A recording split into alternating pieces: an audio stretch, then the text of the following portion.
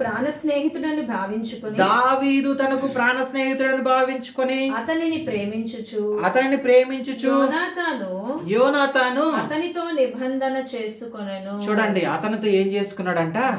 నిబంధన చేసుకున్నాడు. మొదటేమో హృదయం కలిసింది, రెండోసారి ప్రాణ స్నేహితుడైనాడు, మూడోసారి ఏం చేసుకున్నాడు? నిబంధన చేసుకున్నాడు. నువ్వు కూడా సరే మొట్టమొదట నీ హృదయము యేసుక్రీస్తు ప్రభువారి హృదయంతో కలవాలి. రెండోది ఏం చేయాలంటే, ఈ సృష్టిలో ప్రాణ స్నేహితుడు ఎవరైనా ఉన్నాడంటే యేసుక్రీస్తు ప్రభువారే.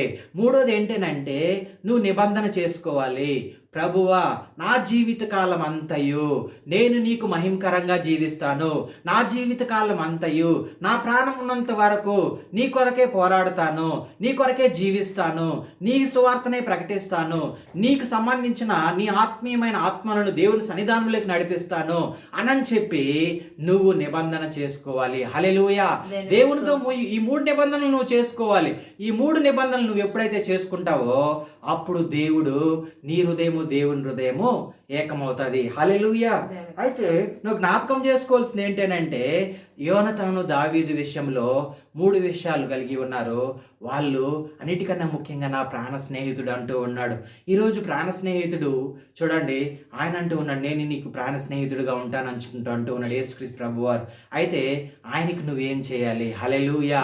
ఆయనకి నీ దగ్గర ఉన్న వజ్ర వైడూర్యాలు అడగడు, నీ దగ్గర ఉన్న ఆస్తులు అడగడు, నీ దగ్గర ఉన్న అంతస్తులు అడగడు, నీ కులం ఏంది అడగడు, నీ గోత్రం ఏంది అడగడు. నువ్వు ఎవరు ఆయనకి సంబంధం లేదు. నీ హృదయమును ఆయన హృదయంతో సమాధానపరచాలి, అంతే. హల్లెలూయా. నీ హృదయం తీసుకెళ్ళి ఆయన పాదముల దగ్గర పెట్టాలి.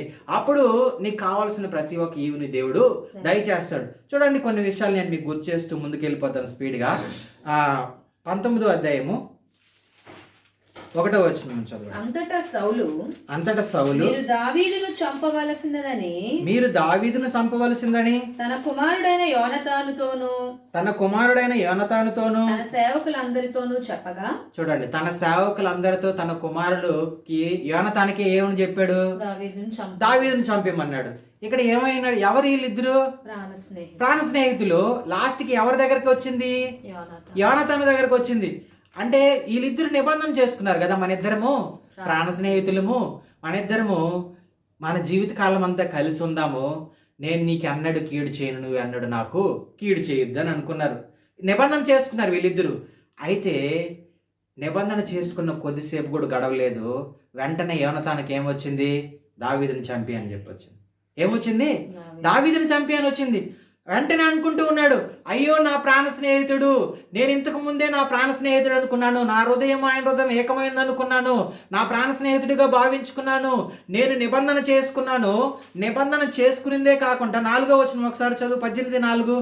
యోనతాను ఏం చేశాడు?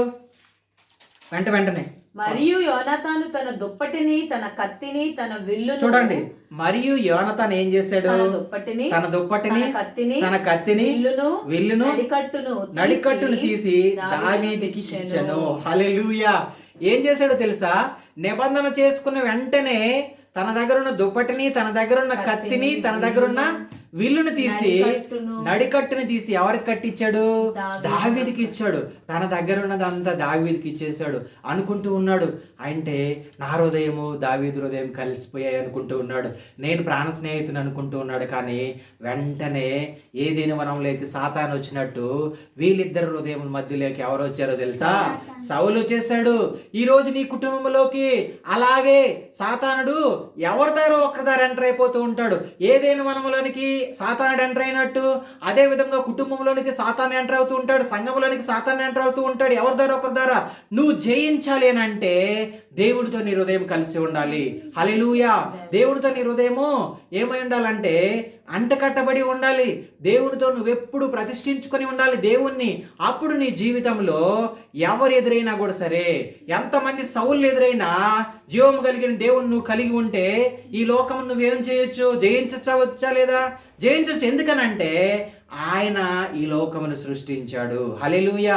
ఈ లోకములో తన పోలిక చొప్పున తన స్వరూపమందు నిన్ను కూడా సృష్టించుకొని ఉన్నాడు, నిన్ను ప్రేమించి ఉన్నాడు, నీ కొరకు ప్రాణం పెట్టి ఉన్నాడు. కాబట్టి నీ హృదయం ఆయన దగ్గర పెడితే ఖచ్చితంగా నీకు తోడుగా ఉంటాడు, నీడగా ఉంటాడు, నీ కష్టంలో తోడుగా ఉంటాడు, నీ శత్రువుల దగ్గర నుంచి నిన్ను విడిపిస్తాడు. ఇక్కడ దావీదు విషయంలో కూడా అలాగే జరుగుతుంది. 2వ వచనం చదవండి.